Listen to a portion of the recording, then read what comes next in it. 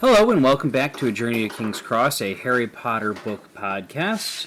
We just got finished with the Marauders map, chapter 10. And I have to admit, this is definitely one of the more emotional chapters of the entire book and stuff, actually getting a little bit more backstory. Though, to be perfectly honest, the Fidelius charm causes a little bit more harm than good when it comes to the overall story of Harry Potter, in my personal opinion, especially since it kind of gets hacked a little bit when it comes to how it's operated. I was referring to the final book. I don't think it gets used in the next one. Yeah. That's where Grimmauld places. No. No, that's... Oh, 5. No, sorry. I was thinking... I don't think they ever... Oh yeah, it is explained in 5, but Dumbledore being the Secret Keeper isn't what I'm referring to being broken. Considering I think Arthur and... Not Charlie, but the other one. Bill. Had used each other as the Secret Keeper for their homes, and were living in the other home, basically.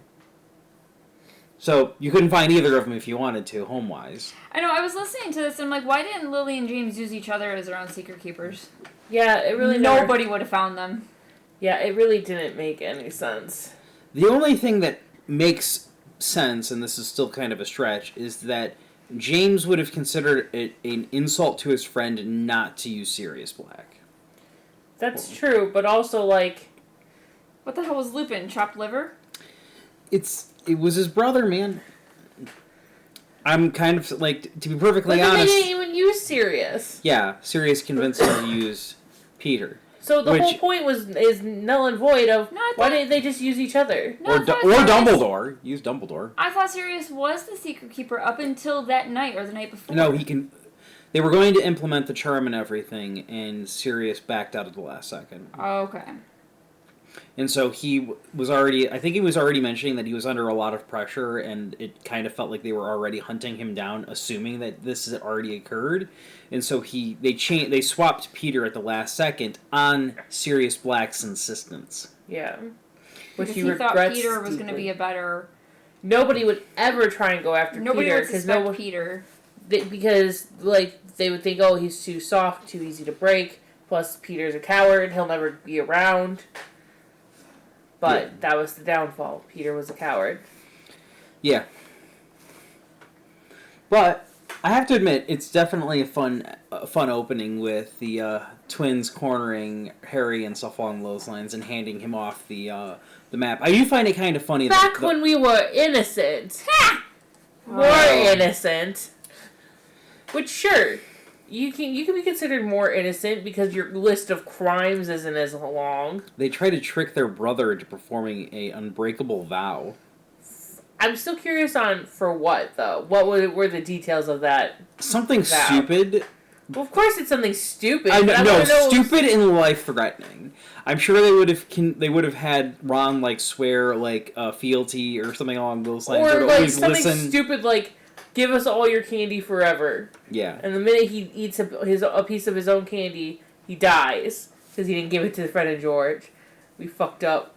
I still want to know what the terms of the unbreakable vow were. They never go into any details on it, to be perfectly honest. Unfortunately, but it'd still be good and fun to know. I guess we'll just forever have to guess. Who knows? Maybe Daniel Radcliffe could eventually write an appendices to actually fill in some of the extra details that we missed out on. It'd be nice if he wrote some more Harry Potter books.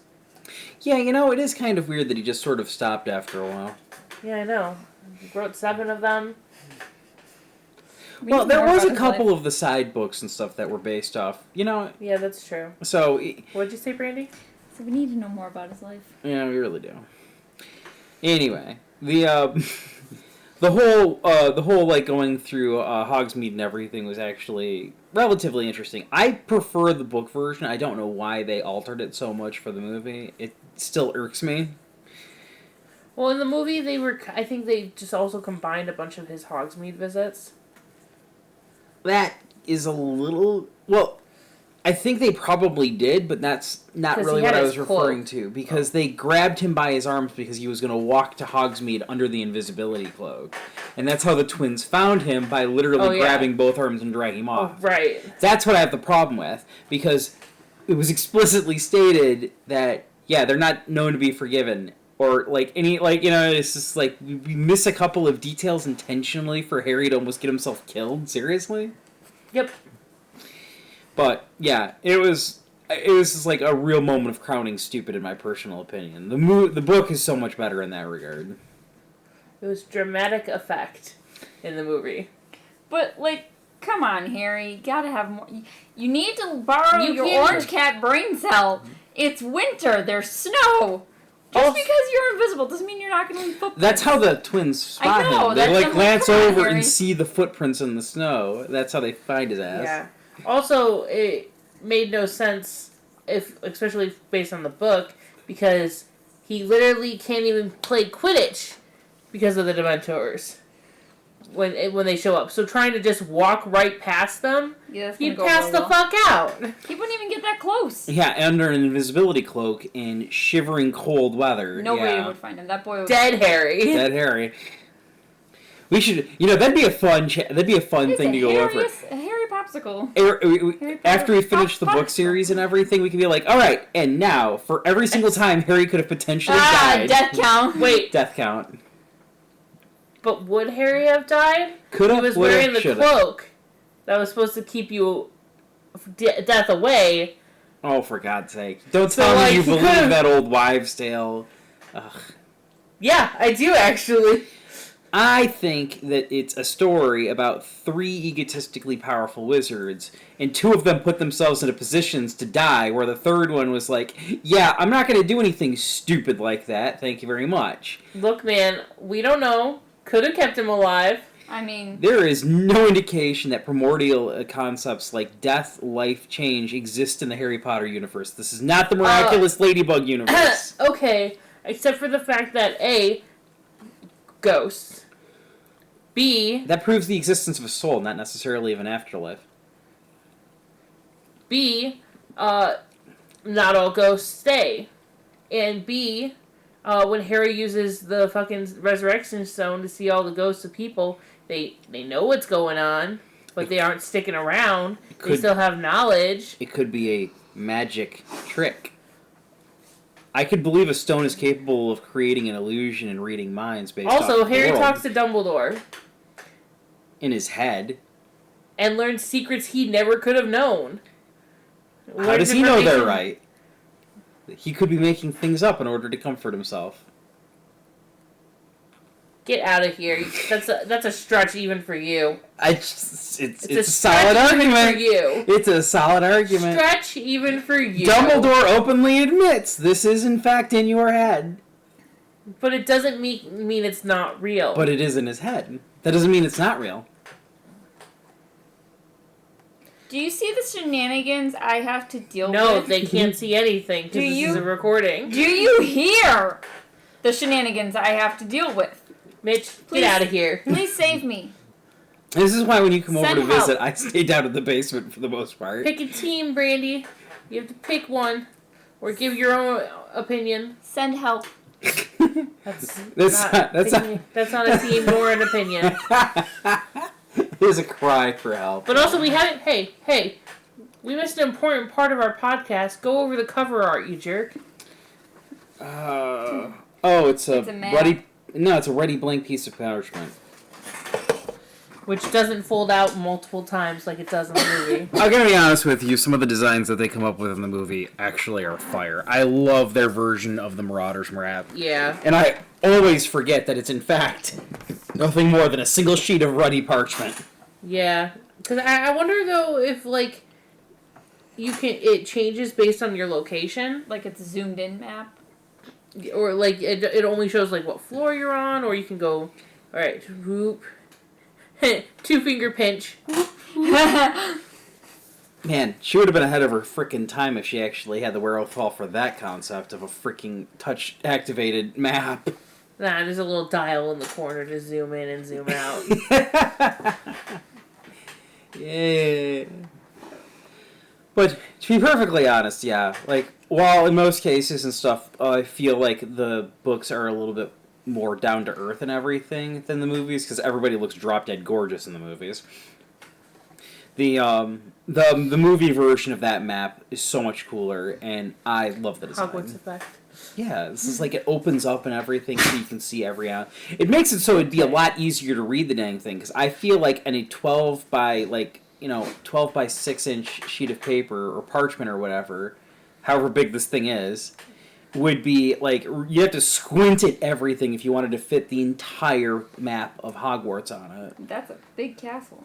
Also, we have a part 2 of Ron being stupid and not listening to Hermione when Harry finally gets there.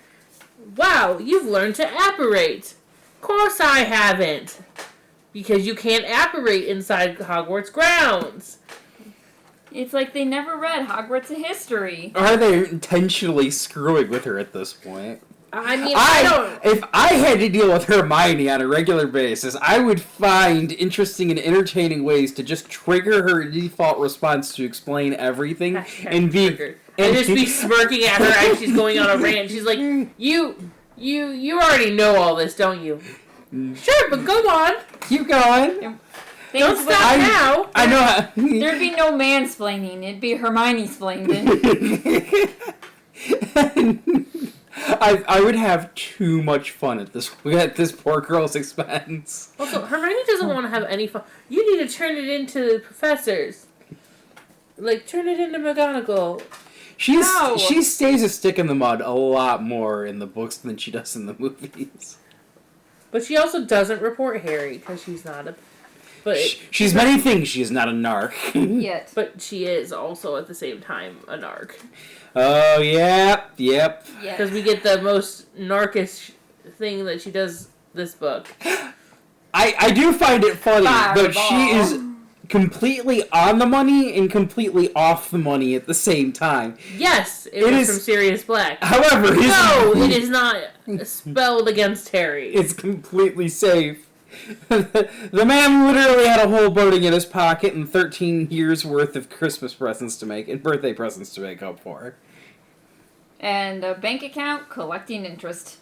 It ain't doing my family any good. Not being spent. Do they collect interest at Gringotts? I don't think no idea. Yeah. I mean, it's magical money. Do you need to collect interest? I don't know. To be fair, why the hell would a wizard need fucking money to begin with? But, there we go. I like that we get to learn drinks of choice of some of the professors. Four pints of mulled mead for Hagrid. That's quite a bit. Just a smidge. Which I love how Rosmerta had to be like, 4 pints? Mulled mead? Puts in front of Professor Flitwick. You have one puts in front of Flitwick. That'd be hilarious. It's fucking tankard's bigger than your Gilly stomach. water for Professor McGonagall. I wonder. Flitwick does not get alcohol though, because he gets a cherry syrup and soda with ice, and an umbrella. And he's got to be fancy. Fancy as fuck. Damn also, right. I love that man. 4 pints, half a gallon. Holy shit! It's impressive. Okay. Look, okay. What is Gilly? What is Gilly water though? I think it's a type of alcohol. I was under the impression it was a type of water or something along those lines. Like tonic water? Yeah. That was But I'm torn between two things. Okay. A non-alcoholic water or one of the strongest alcohols known to mankind. There is no in-between. I feel like it's going to be like a gin and tonic. Oh, that's probably what it tastes like. Gilly water is often described as flavored water or an elixir of sorts. Not a specific recipe, but typically made with ingredients like gillyweed, mint, and cucumber. Oh. No alcohol, well, I guess. I mean, when I saw mint, I'm thinking this could be like a mint julep. Yeah. What's a mint julep? It's mint. Is it rum? White rum? I think it's. Or vodka. A little bit of alcohol. It's probably an alcohol. The mint julep is the fancy drunk drink you drink at the Derby. Oh, okay. Yeah. What the fuck's a Derby? The Kentucky Derby. Horse races? That's what you guys were referring to. Fair enough. I thought there was just a... I figured if you were referring to the Kentucky Derby, you would have used the whole name. If there's a Kentucky Derby, obviously there'd be a Derby someplace else. Yeah, well, like on my head. Oh, dear. English is fun, isn't it, friends? Oh dear. I may have had a little bit of alcohol before this, since it's Friday night. What a lightweight. To be fair, I also had my weed sleeping gummy that I have as well, so that could be helping. Crossfading over here, huh? I'm going to be going to sleep soon anyway. It's not going to bother me. So long as I don't have too many of the beers. I've got to work in the morning. Yeah, that's about right. So I have to work tonight. I don't think it is a it's alcoholic drink, because in book 5, Luna orders one at the Three Broomsticks. Okay. All right. Fair enough. Fair enough. Well, there we go. But it's also England. Like, if it's something that's not super alcoholic, it might be okay. I mean, France, I think the drinking age is 16. I don't remember drinking ages in England. I couldn't go to England, so it's not like before I could drink here and everything, so it didn't do me no good one way or the other. It just, one of those tidbits of trivia what's funny? you pick up. Throughout this, when they're going over the history and everything, they don't mention Lupin as being part of their friend group. That is kind of a shame. Kind of insulting. But then we don't get that drop later. But, like... I feel it would have said something, though. It would have been a nice, little red herring or something if Lupin was there, just not interacting with the conversation at all and just pretending it didn't happen. The conversation wasn't existing. And I feel like everybody would know at the table, so they would instantly, respect his decision not to be part of this fucking conversation. I'm really sorry, but hearing about how one of my friends betrayed and got two of my other friends murdered while he rides in Azkaban and I'm stuck out here alone with nobody except for the clothes on my back in a desperate hope that I'm not starving next month. Lupin had a hard life. I really do feel bad for Lupin. Don't get me wrong. 13 years in Azkaban does not sound like a fucking picnic at all. Yeah, but at least that's over. You can get out of that. Lupin had a rough life. Yeah, that's a prison that's going to follow you around. Lycanthropy. I feel so bad for him. I'm like, dude, you poor bastard. It's a contest, in my personal opinion, who had the worst life, Sirius Black or frickin' Lupin. Although, to be fair, Lupin's parents fucking named him Wolf. He is Wolf. But then, on the other hand, Sirius's name meant Dog Black. But granted, they didn't know he was going to be an animagus later. He's one of the earliest characters actually mentioned in the series, which is kind of wild. And I think a lot of the the Black family have names after... They do. Constellations. And that's why Draco's name is Draco. But it's not as bad as being named Wolf. Because, even though you didn't know he was going to be a werewolf, which, you're just setting him up at that point, your last name is Lupin, and you named your son Remus. Named after, I think, one of the emperors that the wolf raised? That founded Rome. Yes, that were I think it was... Do you want me to look up the... Romulus and Remus, I think. Yeah, that sounds about right. And then they were raised by wolves, but Wolf. Fucking Moon. Yeah, Romulus. That Daniel Radcliffe is not very good at his name alliterations. He needs to work on that a bit. Maybe workshop the next name. Obviously, Rupert Grint was helping him. That man has no creativity whatsoever.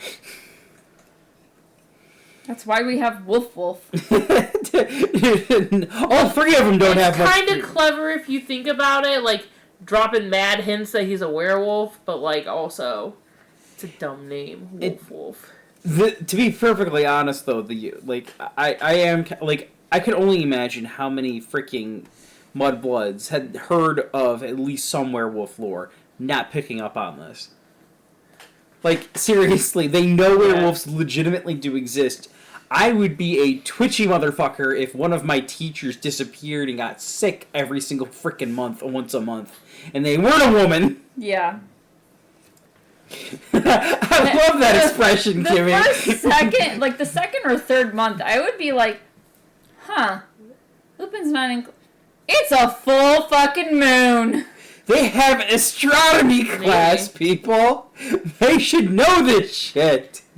Also, on the other hand, they're like, maybe they're just very open, like, oh, maybe he's just trans, whatever. To be fair, we have already made jokes about Ron, Ron, Harry, both of them, not renting the orange cat brain cell. I wouldn't be surprised if that goes for all of freaking Hogwarts. There's just Why one. do they care about a teacher's life? They're just happy if they don't have class. They're more focused on the fact that, Snape again? Double Snape? Ew. No, I don't want any more Snape. Oh, man.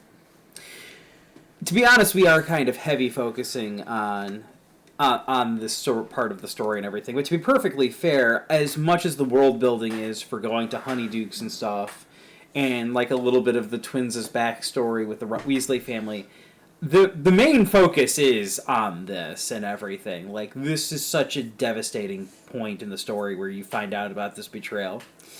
Oh, man. And that, everyone remembers, if they didn't remember before, they remember, oh, right, Sirius Black was name-dropped in the first book. And that's it. So, that's, and it still makes me wonder if she had planned this, like, how far she had planned, like, did you plan for him to have betrayed his parents from the first book? Was it just, why name-drop somebody back then, let's use it again? I think she really liked the name. And was looking for a reason to bring it back. And was like, you know what? I gave no details. I gave no history, no connections or anything with this name. And I love this name so much. So, there we go. I feel like the dog thing may have been a happy coincidence in that department, but it would also explain why she freaking doubled down on woof woof. It's true. You know what I mean? Like, if I'm gonna have no subtle hints about this one... If I'm gonna have dog black, might as well go whole hog with woof woof. I wonder how many people, when this originally came out, picked up on the possibility that he was an animagus. Because I'm going to be honest with you, so many bits and pieces of information get told to you in Harry Potter that it's really difficult with me, at least for me, to have any type of forethought of how any of this is going to impact anything in the future. You know what I mean? Especially since, McGonagall being able to transform herself into a cat is like book one, like chapter one shit. Touched on briefly as a, wow, that's cool! So, yeah, her, actually explaining it in her frickin' classroom exactly what she is and stuff along those lines kind of seems to make sense that she would eventually go into some explanation for how it works. Right. Well, here's how we're going to test that. When you finally get to the explanation of what an animagus is, when you're reading this to Rose, see if she makes the connection of, Sirius. She's 8. I know. She also doesn't listen to this all the time. Yeah, she kind of just sort of... I'm convinced she, dozes off, mentally. It's like, I am not here right now, Dad. It's a bedtime story. Of course she's not paying attention. Yeah, she still manages to figure out a way to stay awake for 2 hours after she goes to bed. Yep. If you're listening to this into the future, I love you, Rose, but dear God, please get some sleep. I see bags forming under your eyes. Look, man, sleep is for the weak. Yes, well, sadly, Dad's tired and beaten from living his life and would really like a nap right now. What's that song? I can sleep when I'm dead? That's how my kids right now. That's how my kids live their life. Yeah, big shock there. Anyway, we are totally off topic now that we're talking about our kids and everything. I don't know what you're talking about. I don't have kids. I think my kids has adopted you at this point. That's probably. I'm an honorary aunt. Pretty much. You see my kids more frequently than their actual aunt. Yep. Aunts. To be fair, are we mad about that? I see your kids more often than I see my actual niece and nephew. Are you mad about that? I love Leo and Kieran. Okay. Okay, but those are technically Cameron's nieces and nephews. Yeah. Niece and nephew. No, I mean, I have bio niece and nephews that I don't see either. It's not my fault they're never around. Fair point.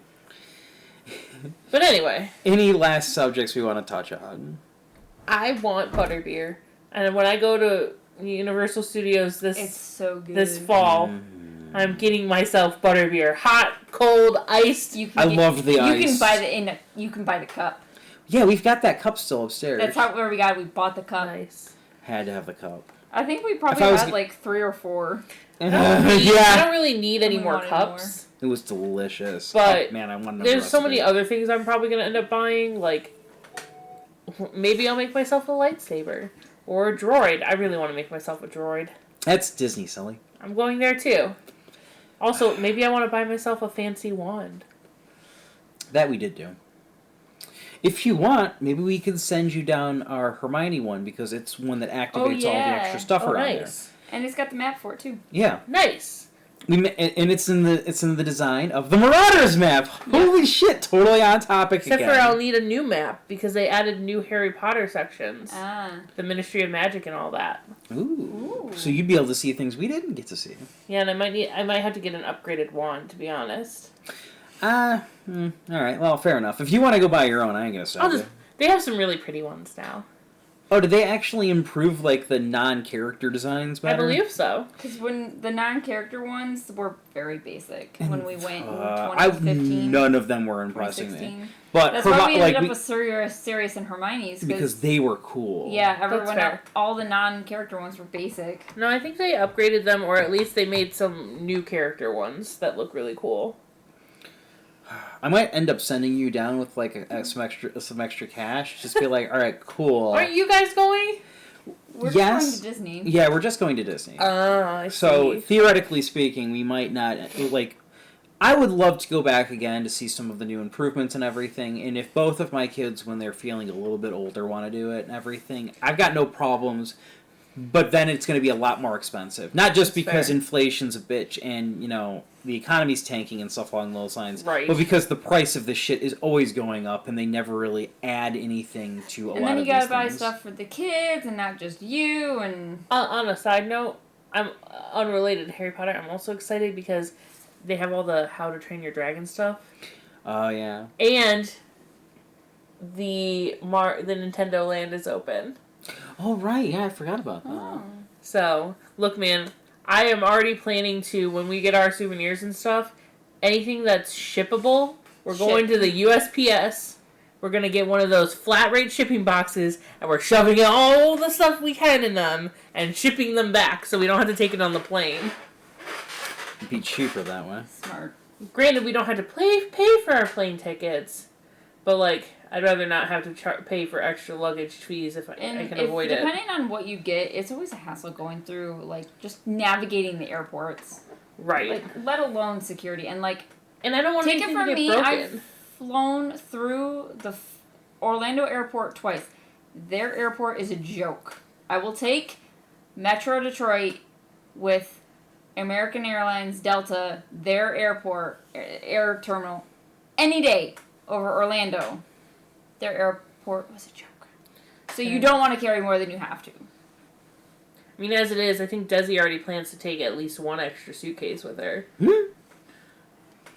Probably not a bad idea.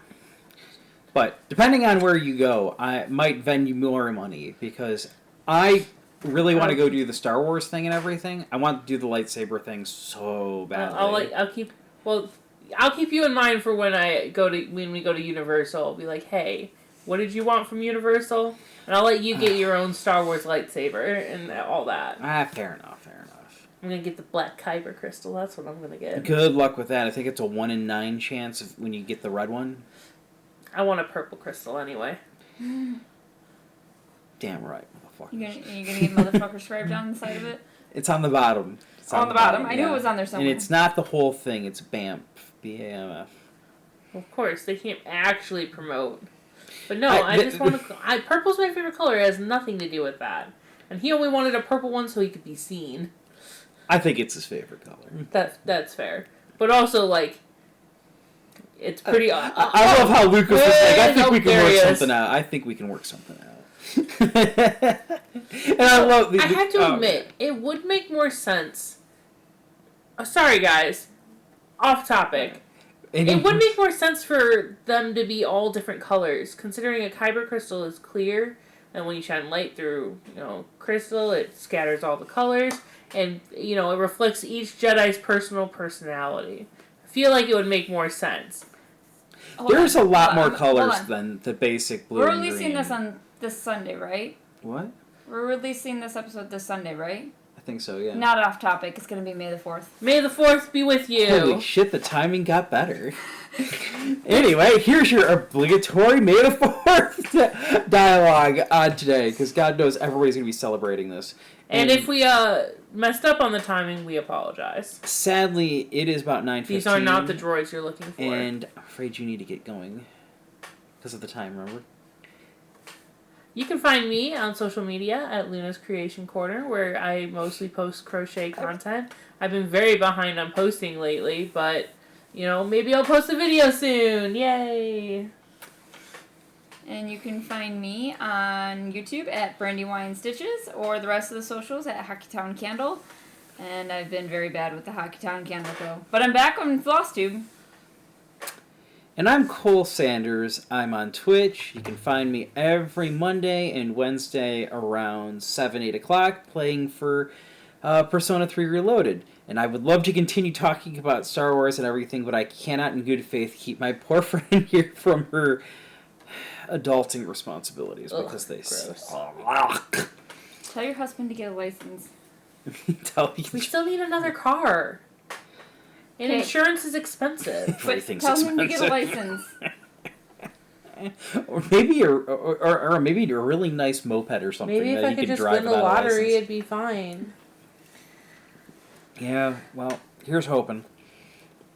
If we ever do win the lottery, I want a whole frickin' soundproof room and stuff along those lines with the best microphone, video camera. I'm building you a house. I don't know what you're talking about. I mean, I don't want to go too crazy with the custom house outside of the Millennium Falcon and the pirate ship in the backyard near the pool. Come on. What is the point of having all of this money if they don't have We're not going to go too crazy. Pirate ship with a freaking diving board on it so people can walk the plank? You just have to remember, me and Cameron will be your next door neighbors. We're not going to go crazy. But we got to have a pirate ship in Millennium Falcon. Exactly. Look. He never said how big. If it's here's the thing. Big. Here's the 1 thing. inch by 1 inch. It's a topiary bush. Topiary bush, I love Here's the thing. Sitting on your money does no good for the economy. Yeah. So I'm going to fucking spend Obviously, it. I'm gonna get small business contractors. Oops. Right. Sorry, Con. But until next week, guys, keep your wands at the ready, and may the 4th be with you. Yay!